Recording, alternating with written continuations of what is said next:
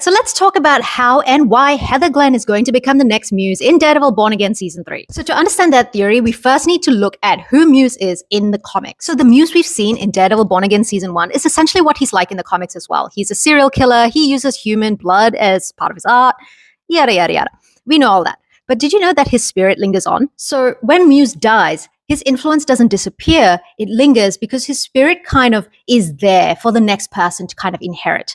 And in the comics, there's a storyline where a young artist called Morgan Whittier starts experiencing things that aren't really hers, like impulses, visions, and his desperate need to create violent art in the same way. And Morgan doesn't just become inspired by Muse, she literally becomes the next version of him, Lady Muse. And when you think about what's been happening with Heather Glenn in season 2, you kind of see that similar sort of pattern happening. Given what we've seen in this week's episode, Heather's decline is really ramping up. Her impulses are getting so strong. She's doing things that are so out of character that it's almost inevitable. She's really going to change and become something else entirely. And based on the set photos for season 3, we know Lady Muse is coming. So the only question now is it going to be Heather or is it just a little red herring right there?